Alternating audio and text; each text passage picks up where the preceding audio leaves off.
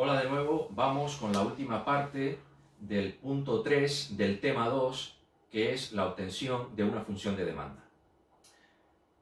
Vamos a introducir la teoría de las características de Kevin Lancaster en la teoría del consumo post-keynesiano.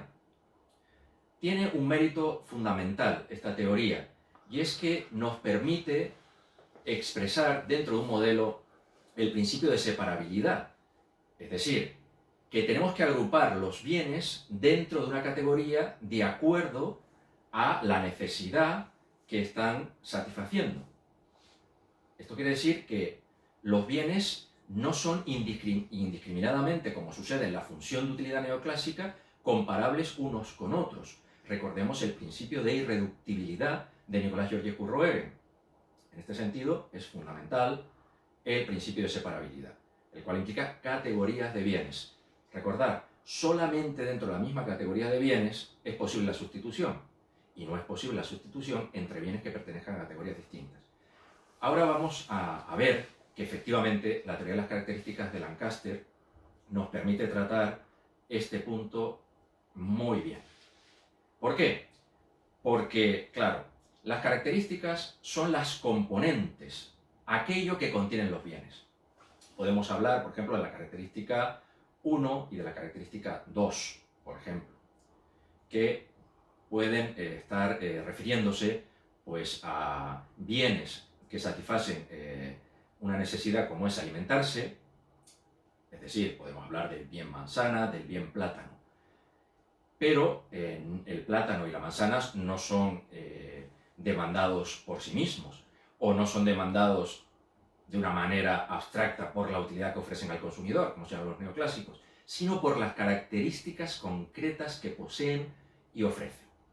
En este sentido, podríamos decir la característica 1 podría ser vitamina C, la característica 2 podría ser calorías, por ejemplo. Bien, pues entonces, ¿por qué las peras y las manzanas o cualquier otro tipo de alimento pertenecen a la misma categoría? Pues de un modo objetivo diríamos que por las características que poseen.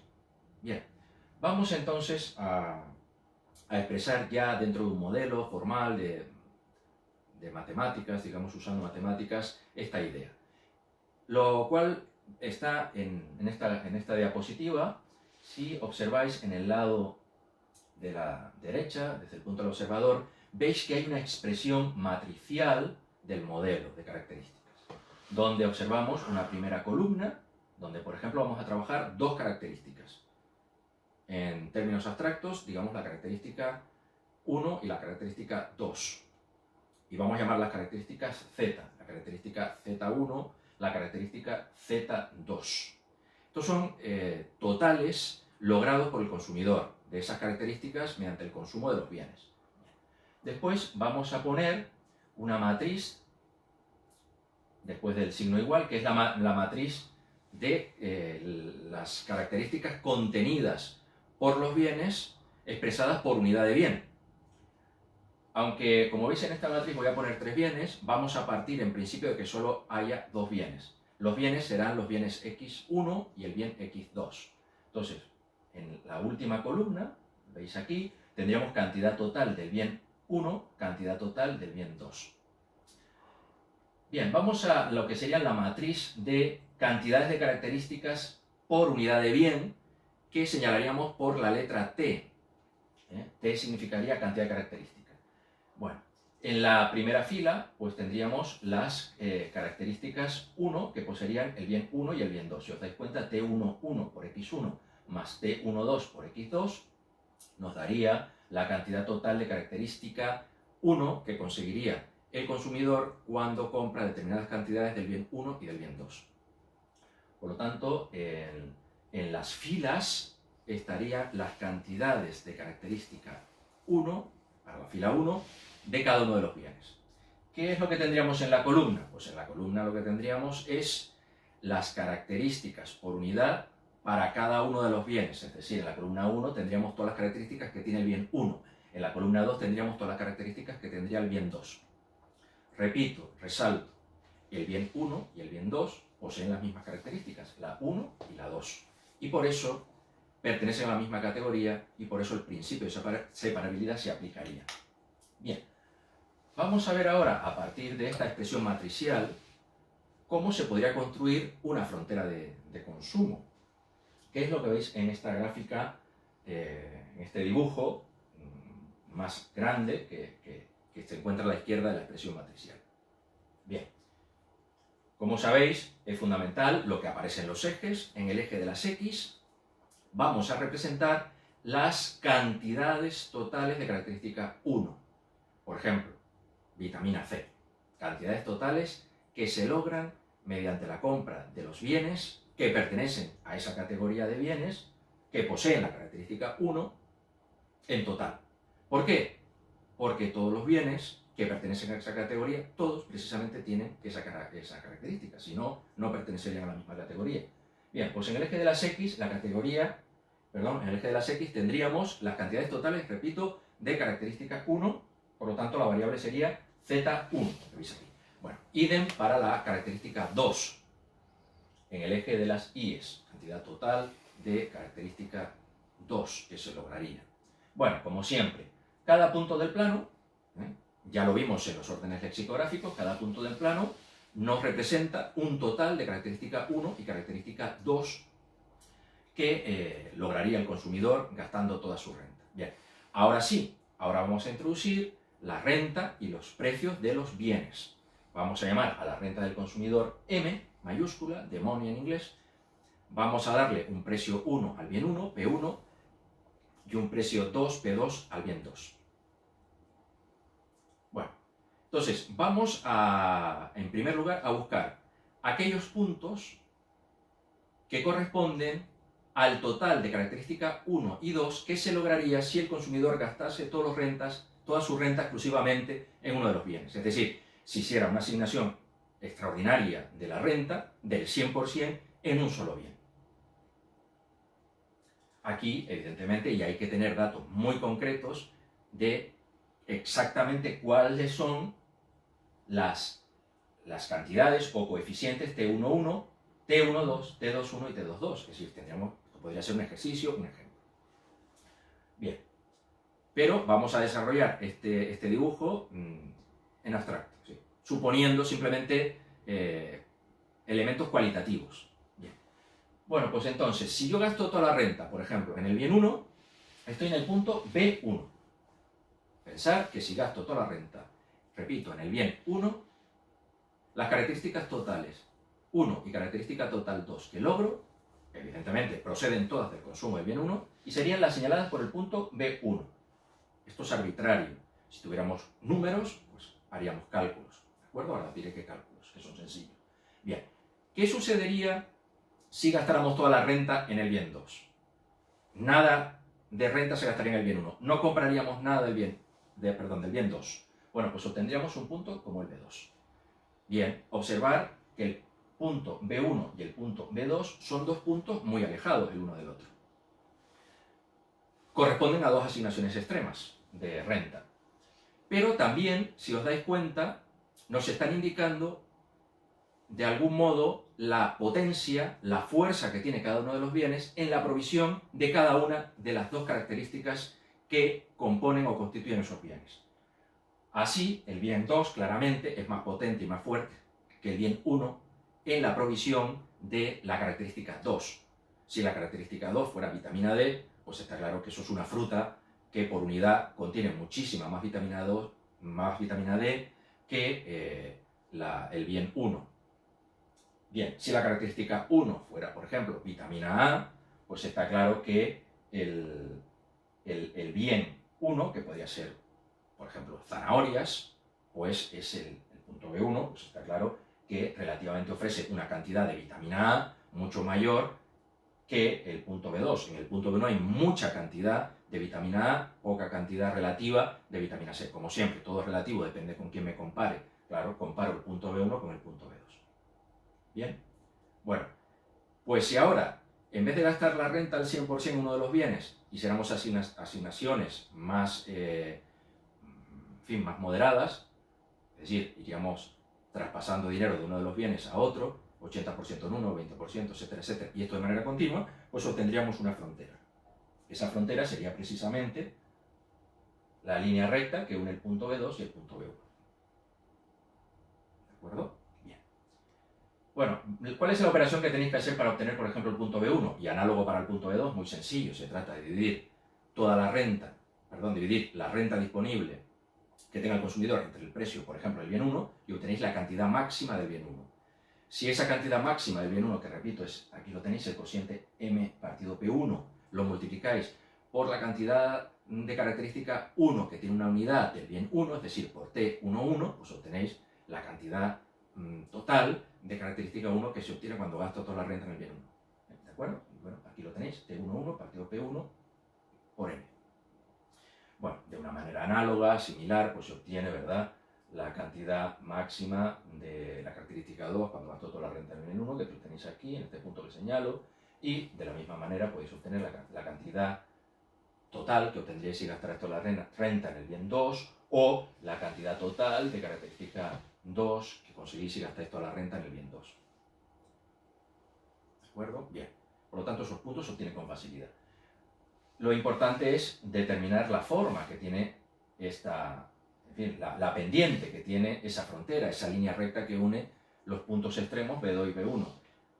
Y hacer un cálculo de la expresión matemática concreta que tiene esa frontera. Bien, bueno, pues eso sería esto sería en valor absoluto, ¿de acuerdo? Aquí me faltaría poner las líneas rectas de valor absoluto, puesto que claramente en este caso nos sale una frontera con pendiente negativa, y lo que nos está diciendo la pendiente es qué cantidad de característica 2 sacrifico por conseguir una unidad adicional de característica 1, es decir, cuando aumento el gasto de renta en el bien 1, que es el que más tiene característica 1 relativamente, y dejo de comprar el bien 2, que tiene relativamente más característica 2. Es decir, puedo pensar que voy pasando del punto B2 al punto B1 de manera continua. Bueno, una manera sencilla, ¿verdad?, de calcular esa pendiente es simplemente observar el triángulo, este triángulo que estoy señalando, donde se asienta esa línea recta, de tal manera que tenéis un cateto, digamos, opuesto de ese triángulo, y tenéis un cateto contiguo en ese triángulo, y la pendiente pues sería el segmento vertical entre el segmento horizontal. Si os dais cuenta, el segmento vertical no es más que la distancia entre las cantidades máximas la cantidad máxima que obtendrías si gastas toda la renta en el bien 2 y la cantidad mínima que obtendrías de la característica 2 si gastaras toda la renta en el bien 1. Es decir, la diferencia, ¿veis?, entre T2 partido P2M y T21 P1M. ¿De acuerdo? Bueno, ese sería, ¿veis?, lo que está en el numerador, lo veis ahí, y haciendo un razonamiento análogo, pues tendríamos ya ordenado para que me salga positivo, ¿de acuerdo? Lo he hecho así para que salga positivo, pues la diferencia que habría entre la cantidad máxima de característica 1 si gasto toda la renta en el bien 1, le resto la cantidad mínima de característica 1 que consigo si gasto toda la renta en el bien 2, y es lo que veis en el denominador. Está claro que las m's multiplicarían, pero las elimino. Bien, y entonces, como os dais cuenta, la pendiente no solamente depende de los precios, sino que depende también de las características que hay por unidad de bien. Es decir, depende también de T22, de T21, de T11 y T12. Es decir, que el elemento objetivo técnico de las características que contiene cada uno de los bienes forma parte de la pendiente de esa frontera, que es fundamental, como vamos a ver a continuación. Observar también los elementos que aparecen en esa frontera. Si os dais cuenta, por ejemplo, T22 entre P2 no es otra cosa que la cantidad de característica 2 que yo logro cuando gasto una unidad monetaria, es decir, 1 euro en el bien 2. T22 entre P2. Por lo tanto, aquí lo que estamos viendo es, relativamente, comparando cuánto de característica 2 consigo cuando gasto 1 euro en uno de los bienes respecto a cuánto consigo de la misma característica cuando gasto la misma cantidad de dinero, es decir, 1 euro en el otro bien. ¿De acuerdo? Bien, pues esto ya está explicado, cuáles son los elementos. Bien, vamos ahora, por ejemplo, a introducir las preferencias de Nicolas Georgescu-Roegen, curva de cuasi indiferencia. Con lo cual, también este ejemplo nos sirve para incorporar el principio de saciabilidad, es decir, de umbral. Vamos a suponer que la característica 1 hay que consumirla hasta un determinado nivel. Por debajo de ese nivel ya sabemos que siempre, digamos, más preferido aumentar el consumo de ese bien, y solamente cuando tuviéramos la misma cantidad, es decir, cestas de características o combinaciones de características que tuvieran la misma cantidad de característica 1, solamente entonces, digamos, produce un desempate observando la cantidad de característica 2. Recordad lo que vimos de curvas de cuasi indiferencia de Nicolás-George-Kurrowen, repito. Bueno, señalamos el umbral aquí, ¿lo veis? Z1 estrella. Supongamos que el umbral sea Z1 estrella. Bien, pues eso quiere decir que a la izquierda de Z1 estrella, ¿qué es lo que tenemos? Tenemos curvas de cuasi indiferencia que son verticales, donde todas las que están a la derecha, mirando la gráfica, ¿verdad? Todas las que están a la derecha, todas las que tienen mayor cantidad de característica 1 son más preferidas. Por lo tanto, siempre que estemos a la izquierda de Z1, siempre que el consumidor tenga la posibilidad o esté pensando que va a comprar una cesta de características que tiene menor cantidad de característica 1 que Z1 estrella, pues sabemos que siempre es más preferido tener más cantidad de característica 1. Bien, por lo tanto, repito, las curvas de cuasi indiferencia son verticales a la izquierda de Z1 estrella. Y después, ¿qué sucede cuando pasamos de Z1 estrella? Que las curvas de cuasi indiferencia cambian de vertical a horizontal. Y esta vez lo que estamos diciendo es que lo importante ahora es la característica 2, es la prioridad, principio de saciabilidad. Dentro de la jerarquía de las necesidades sabemos que las prioridades son fundamentales, los órdenes lexicográficos recogen esta idea de prioridad, y por lo tanto, al ser horizontales, ahora lo importante es la cantidad de característica 2 que el individuo consigue. Y solamente se desempata cuando las cestas de características tienen la misma cantidad de característica 2, y entonces habría que observar si tienen distintas características 1, distinta cantidad de característica 1, ¿de acuerdo?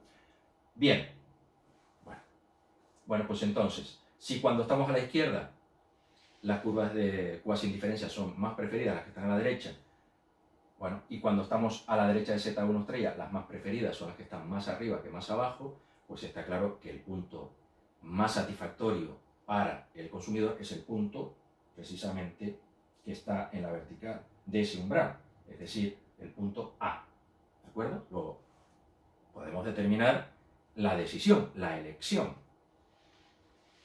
Es el punto A. Bueno, pues entonces el punto A, como veis, es un punto intermedio, no es ninguno de los extremos de la frontera. ¿Esto qué quiere decir? Pues lo que quiere decir es que el consumidor va a intentar conseguir la característica 1 hasta un nivel como indica el umbral, y después todo lo que sea posible de la característica 2. Bueno, como va a consumir característica 1 y característica 2, lo que va a hacer es un reparto de su renta entre los bienes 1 y 2, de tal manera que va a consumir algo del bien 1 y algo del bien 2. El bien 1 lo usa porque es muy potente en la provisión de la característica 1. Y el bien 2 lo va a usar porque también es muy potente, esta vez en la característica 2. ¿De acuerdo? Bien. Entonces, ahora lo que queda por preguntarnos es, ¿y este punto A podría descomponerse como suma de dos vectores, de tal manera que esos dos vectores cuya suma da como resultado el vector A, ese punto A que hemos señalado, esos vectores nos indicarían la cantidad que conseguiríamos de característica 1 y 2 en cada uno de los bienes, es decir, por las compras que se realizan de cada uno de los bienes separadamente? Sí. Bien, eso como veis es el punto precisamente B1, ¿veis aquí? El punto B1 y el punto B2. ¿Veis el punto B1? ¿Dónde está el punto B1?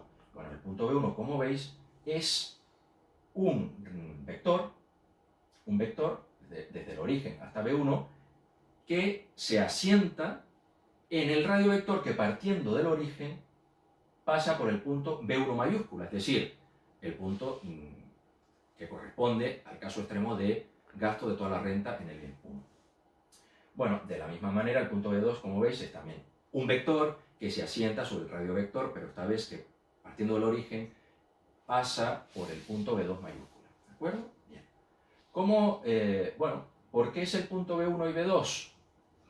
Y si os dais cuenta, en el punto B1, ¿verdad?, su abscisa es, ¿lo veis? Z1B1, que quiere decir cantidad de característica 1 que se logra con el bien 1. Y su ordenada, como veis, es cantidad de característica 2 que se consigue con el bien 1. Por lo tanto, incluso esta gráfica nos permite no solamente conocer las cantidades totales, sino las cantidades que provee cada uno de los bienes, el 1 y el 2. Bien, ¿cómo se obtiene el punto B1 y el punto B2? Bueno, en primer lugar, se ve claramente que la suma de esos dos vectores es el punto A. ¿Por qué? Pues porque si, ¿sabéis cómo se suman vectores? Si el vector que va de 0 a B1 yo lo desplazo paralelamente, ¿lo veis? Hacia arriba, de tal manera que lo hago partir del punto B2, ¿lo veis? Es paralelo, esta línea verde. Y lo mismo el vector B2, yo lo desplazo paralelamente y lo traslado al punto B1, si os dais cuenta, que así es como se suman vectores de una perspectiva gráfica, llego al punto A. ¿De acuerdo? Bueno, pues para obtenerlo, digamos, eso es lo que demuestra que el punto A es el resultado de la suma de esos dos vectores. Si quisiera hacer el proceso a la inversa, a partir del punto A, quisiera obtener los vectores B1 minúscula o punto B1 minúscula y vector B2 minúscula o punto B2 minúscula, ¿qué es lo que haría? Pues desde el punto A, ¿lo veis? Lo que hago es trazar una paralela al radiovector B1 mayúscula, trazo una paralela hasta que pase por el punto A, lo veis aquí, y corte al radiovector que pasa por el punto B2. Ese punto de corte, repito, desplazo paralelamente el radiovector B1 mayúscula hasta llevarlo o que corten el punto A. Cuando corten el punto A, ese radiovector B1 mayúsculo paralelo cortará al radiovector B2. Ese punto de corte es el punto B2 del que estoy hablando. Y de una manera análoga 6 para el punto B1. Bien, vamos a introducir algo, digamos una aplicación interesante de las características de Lancaster. Y es qué pasaría si ahora se introdujera un nuevo bien. Hubiera una novedad. Observar que este aspecto de la novedad, la introducción de un nuevo bien dentro de una categoría, no se puede analizar desde una perspectiva neoclásica, pero sí que se analiza muy bien con esta teoría de las características. En primer lugar, ese tercer bien que aparece tiene que ser un bien de la misma categoría, porque posee las mismas características, la 1 y la 2. Bien, bueno, pues por lo tanto vamos ahora a ampliar, lo veis aquí, vamos a ampliar nuestra matriz de 2 por 2 a una matriz de 2 filas, 3 columnas. En la tercera columna es donde aparecen las características T1,3, T2,3, de ese nuevo bien 3, y nuestro vector de consumo total de bienes se amplía con una tercera fila, ahora es un vector columna, de una sola columna con 3 filas, ¿veis? El X3. Bueno, las cantidades totales de características no aumentan, tenemos la característica 1 y la característica 2. Bien, como siempre, pues habría que tener algún dato en un ejercicio, en un problema de cuáles son los valores exactos de esos coeficientes de consumo o de cantidad de característica por unidad del bien 3, es decir, T1,3 y T2,3. Habría que tener datos concretos, pero vamos a realizar un análisis cualitativo. Bueno, pues supongamos que el tercer bien que se introduce es un bien que es, digamos, el cociente de característica 2 sobre característica 1 de ese bien da lugar a un radiovector intermedio.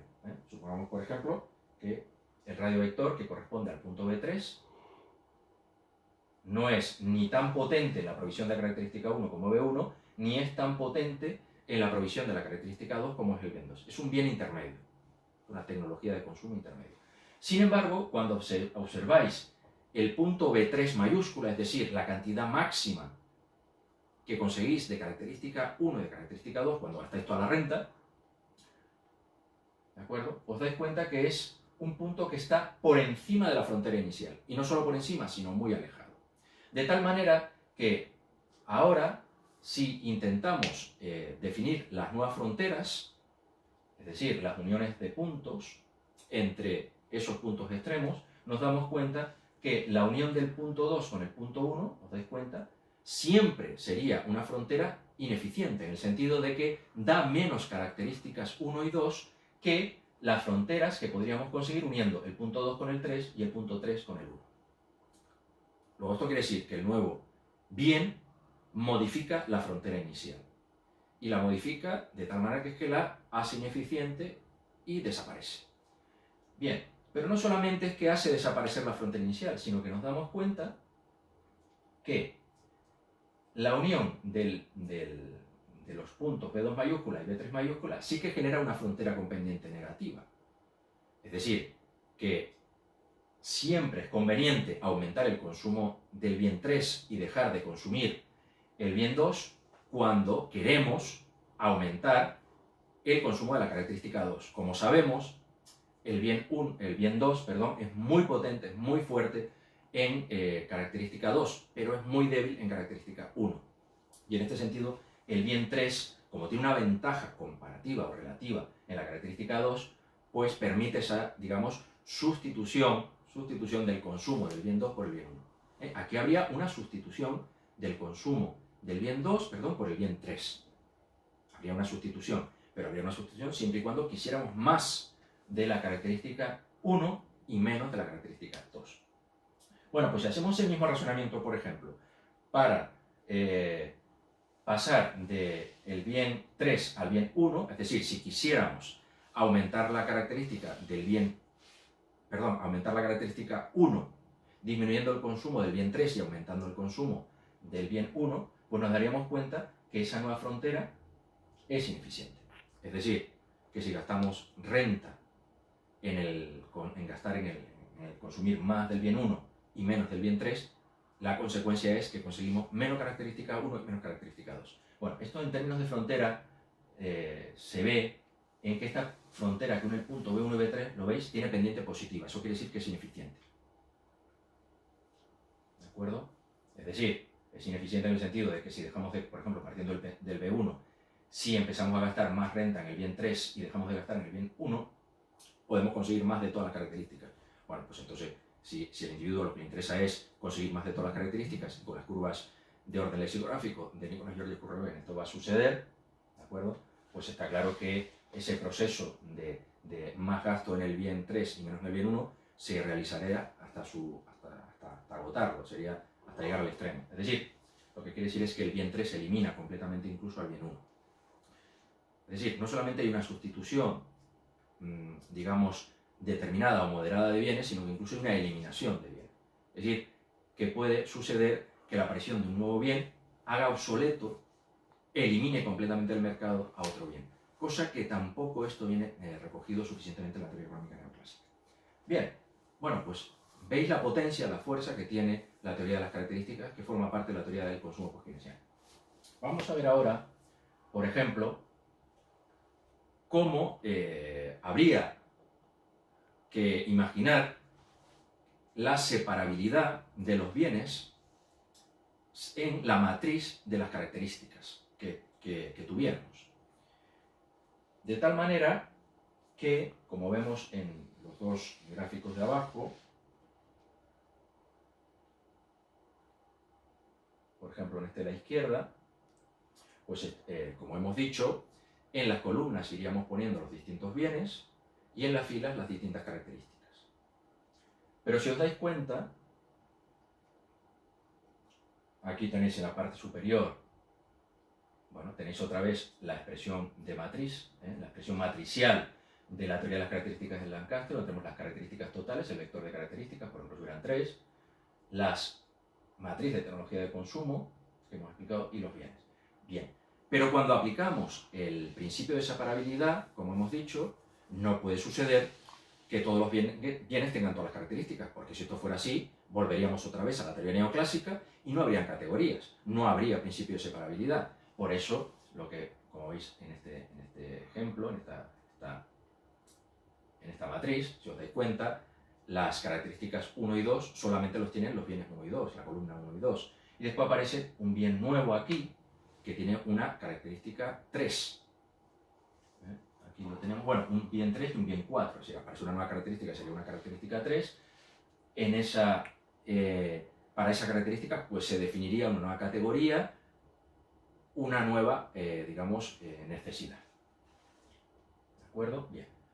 Bueno, pues entonces, ¿qué es lo que tenemos? Pues si tuviéramos, por ejemplo, pudiéramos expresar todo el conjunto de características, está claro que habría una submatriz, es decir, una submatriz, podríamos decir que podríamos, digamos, en esa matriz podríamos señalar una submatriz que podría ser, por ejemplo, la que está formada por las características 1, 2, 3, 4, por ejemplo.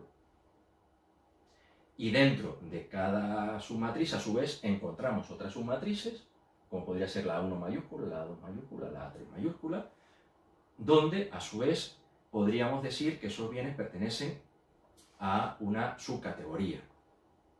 Después tendríamos, bueno, pues por ejemplo, esto podría significar, después lo vamos a ver en esta matriz de la derecha, esto podría significar una digamos, categoría que correspondería a una determinada necesidad, por ejemplo, la necesidad de supervivencia, a necesidades de tipo fisiológica, como alimentarse, etc. Y dentro de la misma necesidad, a su vez, habrían distintos modos o habrían distintas características que corresponderían a esa misma categoría o necesidad. Bien.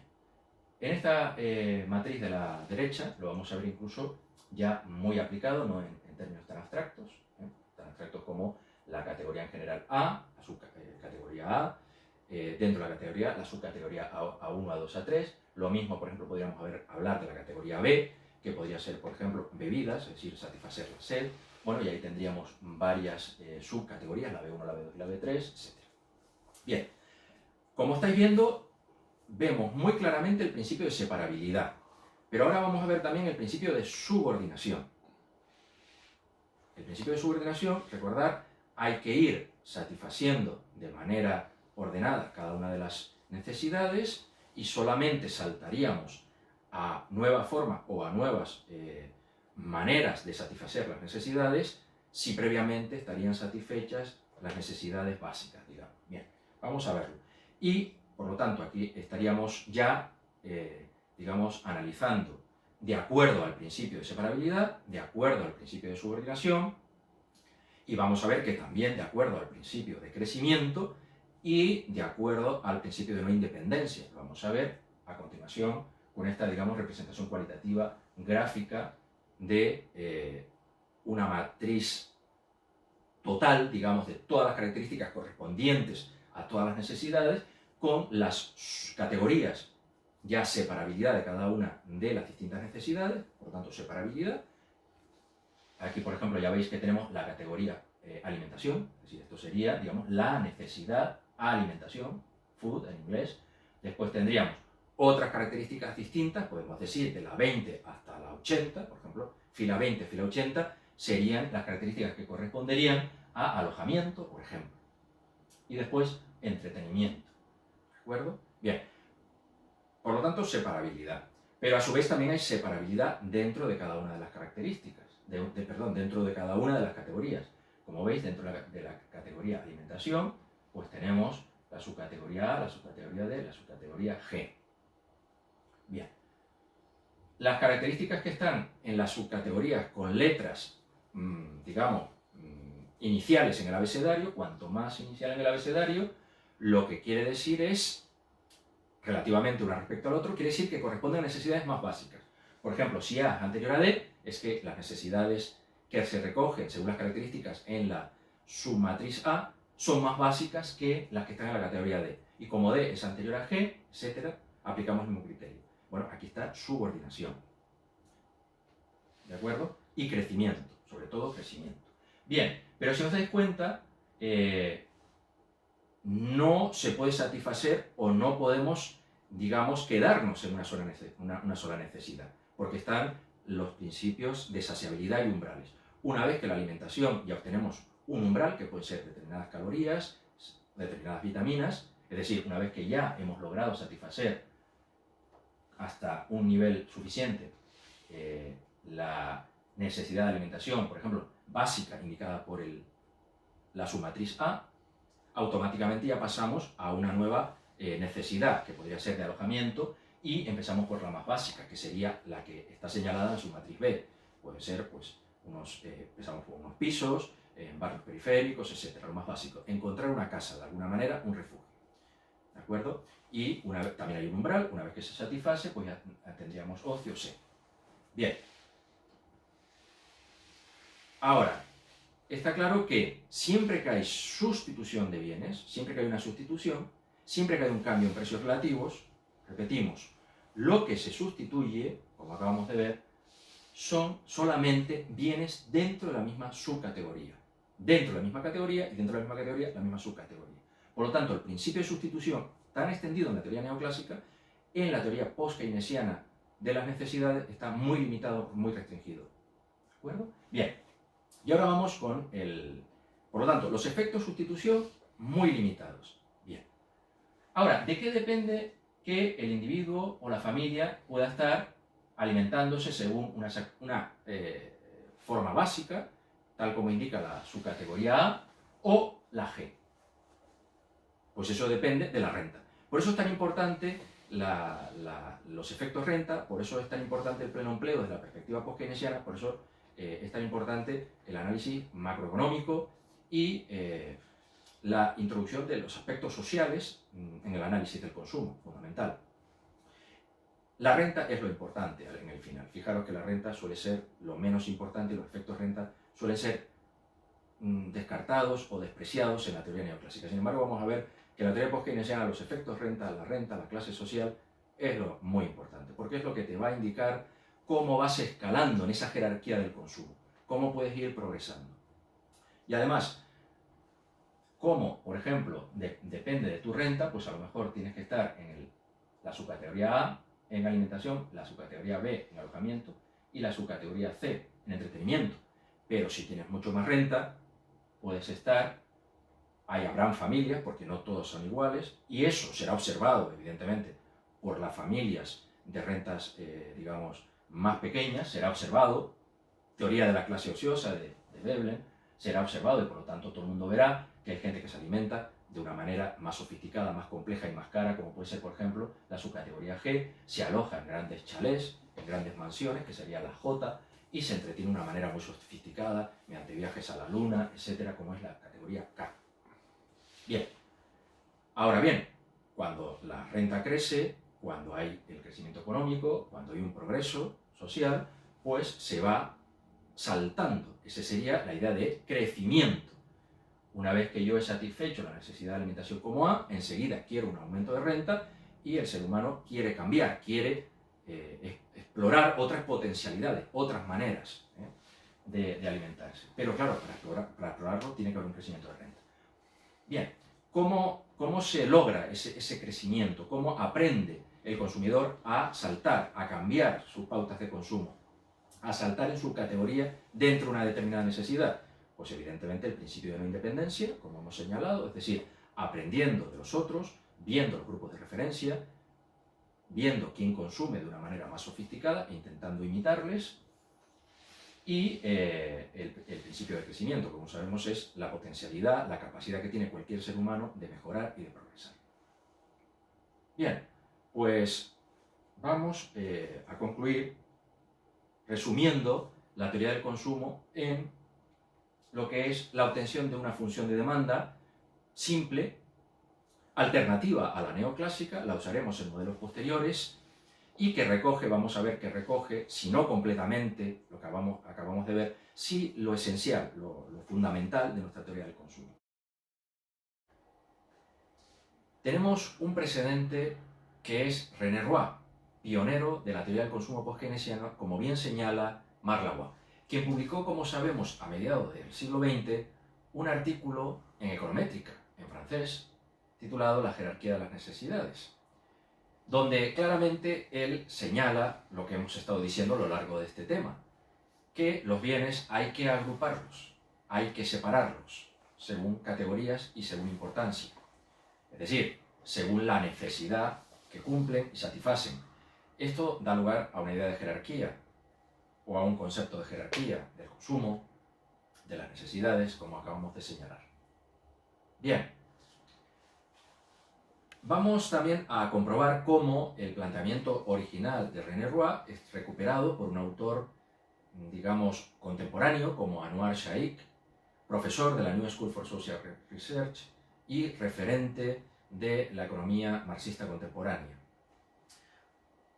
También vamos a apreciar las conclusiones tan originales tan distintivas de esta demanda post-keynesiana que tiene un sabor clásico.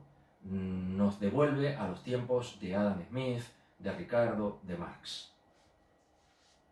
Bien, como señala René Roy, la separabilidad, la jerarquía de las necesidades, que un bien esté en una categoría o una subcategoría, esto es, que comparta con otros bienes unas características muy concretas y específicas, como acabamos de estudiar en la teoría de Kevin Lancaster, no puede ser explicado por precios y renta, ni por cuestiones de índole de mercado económica, sino que responden a cuestiones de índole moral, como señala muy bien René Roy, psicológico, fisiológico, etc. Y que estas cuestiones son bastante distintas y diferentes o indiferentes a cambios en precio.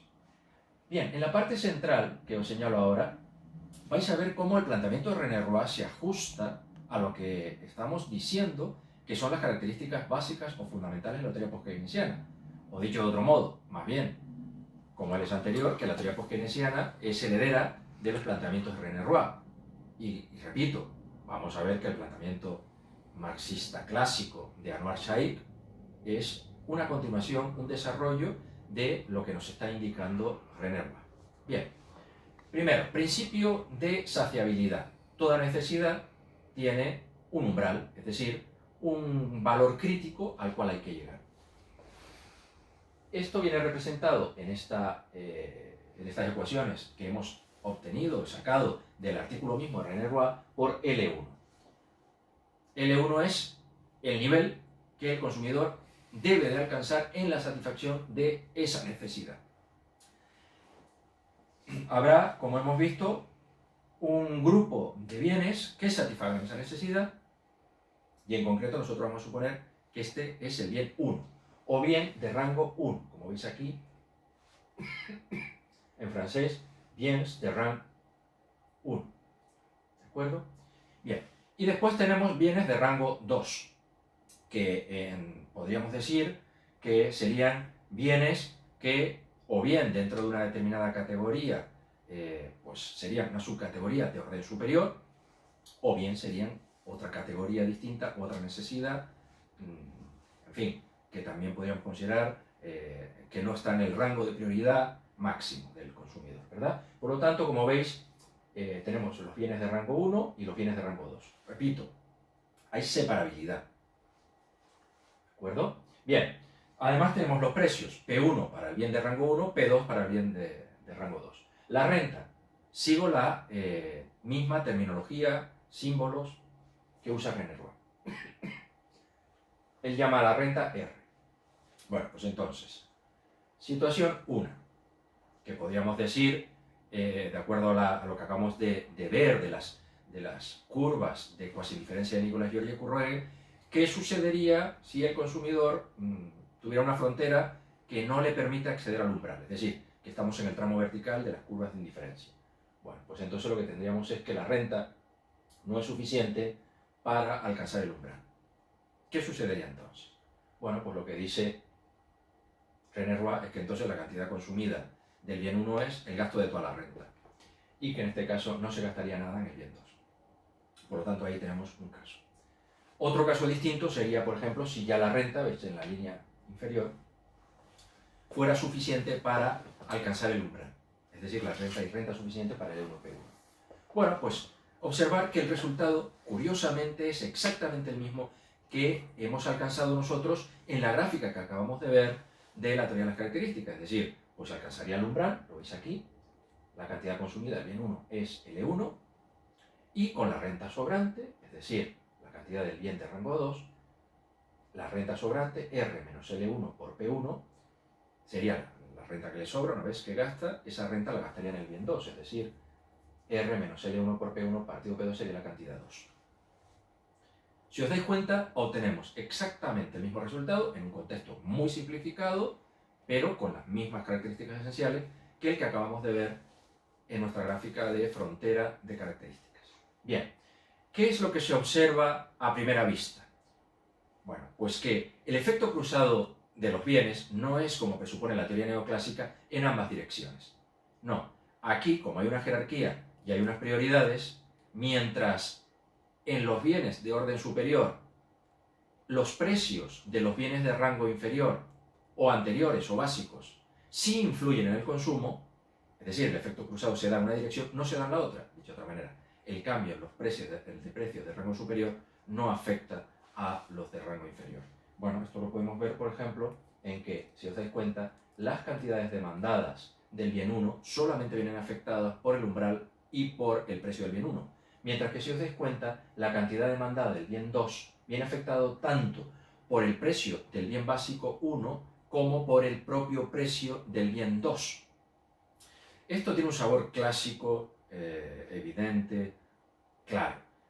Los clásicos, Adam Smith, Ricardo, Marx, que como sabéis tienen un planteamiento mucho más realista, mucho más político, más atrevido que lo que sucedió a continuación con los economistas neoclásicos, pues sabían que los bienes básicos, los bienes salariales, los cambios en esos precios influyen en el resto de bienes de otro orden, mientras que no sucede al revés. Si leéis textos del siglo XIX, pues veréis como abaratamientos en los precios del grano, del maíz, del cereal, liberan renta a las clases trabajadoras y gracias a esas rentas liberadas, es decir, hay un efecto renta, un efecto sustitución, se produce una expansión, un aumento en la demanda del resto de industrias. Por eso la caída de los precios de los bienes básicos incentivaba, promovía la expansión económica. Por el contrario, las malas cosechas afectan al consumo de esos bienes básicos, disminuyen los niveles de renta disponible para otros gastos, etc. Bien, importante, repito, esos efectos cruzados asimétricos. Van en una dirección, no van en la otra. Y esto en fin, es una de las conclusiones que alcanza René Roy y lo expresa como un buen francés. Él dice, si nous voulons concrétiser avant notre pensée, si queremos concretar esta conclusión que alcanzamos con nuestro pensamiento, diríamos que las variaciones en el precio del vino sí que afectarían al consumo del champán. Claro, el vino es un bien de rango básico, digamos que en la categoría de necesidad de bebidas, pues serían letras, como hemos visto anteriormente, muy anteriores, pues sería, si fuera la letra C, D y E, pues sería la letra C, y a lo mejor el champán ya sería la letra E, sería una subcategoría de un rango superior. Bien, pues si el precio del vino baja, simplemente porque se libera renta, por el principio de saciabilidad, los umbrales están satisfechos, bueno, pues esa renta excedente que sobra se gastaría en bienes de lujo como el champán. Ahora bien, que el champán aumente o disminuya no tiene ningún efecto en el consumo del vino.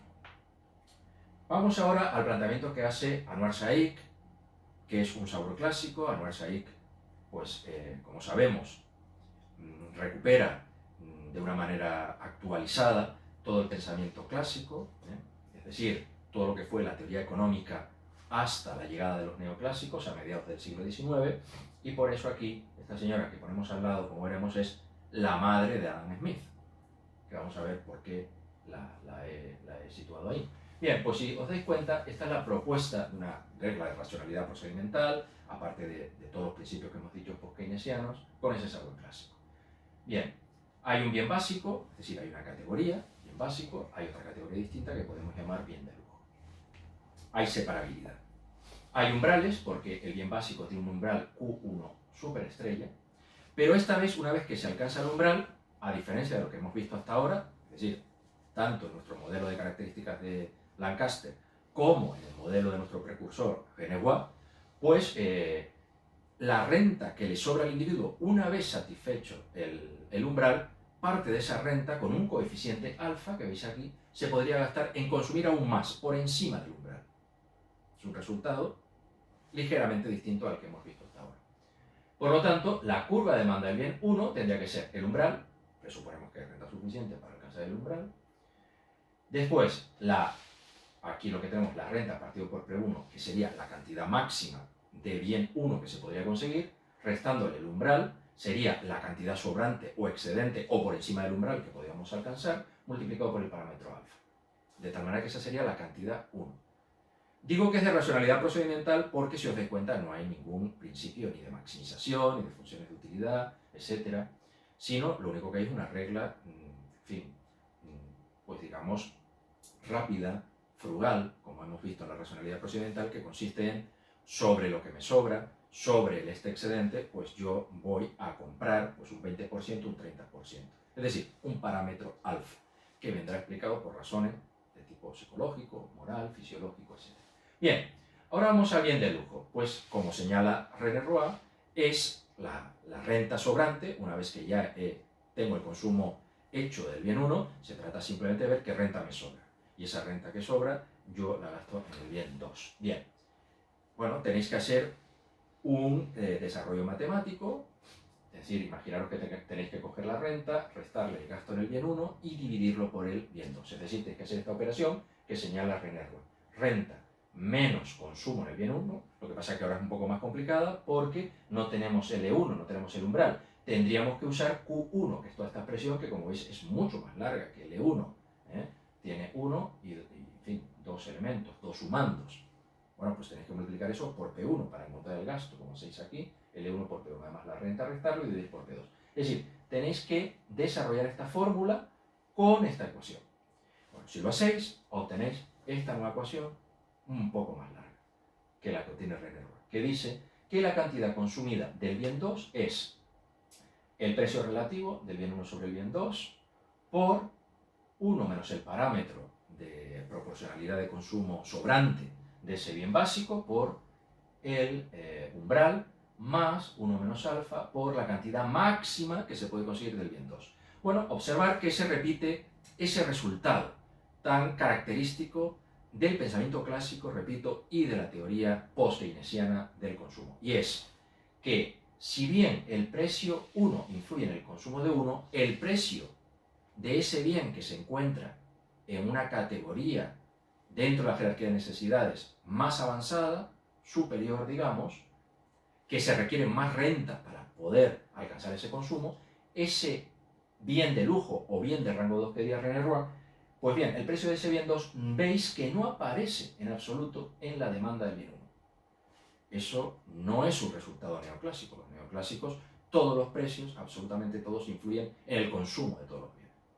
Bueno, pues si veis ahora en el consumo del bien 2, al contrario, sí que el bien 1 influye en el consumo del bien 2. Pero no por un efecto sustitución, porque además ese efecto sustitución sabemos que no se puede dar desde el momento en que los dos bienes están en categorías distintas, y ahí no hay un efecto sustitución. Repetimos, los efectos sustitución serían para bienes pertenecientes a la misma categoría. Como acabamos de ver en el modelo de Lancaster, pues sería para un bien básico que competiría con otro bien básico, que tendrían las mismas características como acabamos de ver.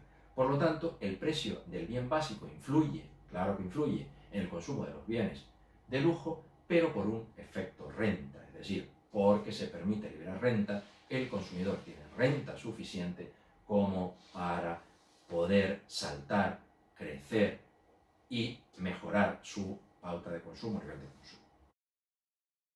Como remate final de este tema del consumo, os sugiero unas lecturas que incluyo en este anexo. La primera lectura es este artículo publicado en Science en el año 1972 por un premio Nobel de física, que es P. W. Anderson, que dice More is Different, el título. Y es muy importante que lo leáis porque os dais cuenta que, en fin, los fundamentos epistemológicos de la teoría post-keynesiana, muy críticas con el individualismo, que, como hemos explicado, tienen un fundamento holístico. Entendemos que el conjunto, la sociedad, tiene consecuencias para el análisis económico. En el consumo lo hemos visto con absoluta claridad en los principios de no independencia y crecimiento. Lo hemos visto que la renta es fundamental y la renta remite a las clases sociales. Y esto sucede igualmente en física. No es lo mismo estudiar las leyes de la física de un átomo, cuando los átomos están solos, aislados, léase en economía, cuando considero un Robinson Crusoe en una isla, no tiene nada que ver cuando ya estudiamos átomos en estructuras más grandes, más complejas, es decir, en moléculas. Surgen lo que se llaman propiedades emergentes, es decir, propiedades que no se contemplaban ni se podían adivinar previamente. Creo que en el consumo, en la lección que acabamos de ver, se vislumbra, se ve esta idea. No tiene nada que ver hablar del consumo de Robinson Crusoe con el consumo en una sociedad compleja donde los sujetos no están aislados, sino dentro de unas jerarquías y dentro de unas relaciones de tipo social. Y como ejemplo de esta idea de que más no significa conservar cualitativamente todas las características y rasgos de lo que sucedía a un nivel más básico, sino que más es diferente, aparecen propiedades nuevas, como repetimos, pues cita precisamente a Marx. Es decir, Marx ya había señalado que diferencias cuantitativas acaban convirtiéndose en cualitativas. Las diferencias de renta es un ejemplo claro. Y el ejemplo último que da Anderson es precisamente de la literatura, una conversación que se establece entre Fitzgerald, el autor del Gran Gatsby, y Hemingway, donde están reunidos por lo visto en los años 20 en París, en una reunión, y entonces Fitzgerald le comenta a Hemingway: los ricos son diferentes a nosotros, ¿verdad? Y Hemingway le dice: sí, solo tienen más dinero. Está claro que no es solo que tengan más dinero, es que cambian absolutamente las pautas de consumo. Si nosotros estamos en determinadas subcategorías de consumo A, D, E, pues ellos están en Z, A, Z, etc. No es lo mismo, es un cambio cualitativo importante. Bueno, pues aquí os dejo una lectura también relacionada con el consumo desde una perspectiva más feminista, que es ¿Quién le hacía la cena a Adam Smith?, de Catherine Marsal. Porque, como sabéis, Adam Smith decía que no era la benevolencia del carnicero el que le procuraba la carne que cenaba en su casa, sino era el egoísmo, la búsqueda del interés propio, lo que llevaba al carnicero a vender la carne. Bueno, pero se olvidaba de una cosa, y es quién le ponía el plato en la mesa. Y el plato en la mesa, quien le cocinaba, era su madre. Decimos que, repetimos, que satisfacer una necesidad no solamente proveerse de bienes, eso es una visión muy simplificada. Como decía Manfred Max Neff, una satisfacción de una necesidad requiere satisfactores. Y entre esos satisfactores generalmente son pues, formas de ser, formas de estar, formas de relacionarnos, etc. Y entre ellas están las relaciones familiares o el trabajo no remunerado en las casas, realizado en muchos casos por las mujeres, y que también analiza la economía feminista, que adopta esta perspectiva intentando superar esas simplificaciones tan grandes del planteamiento estándar o neoclásico. Pues muchas gracias por atender en esta clase de enfoques económicos keynesianos. Hasta la próxima. Gracias.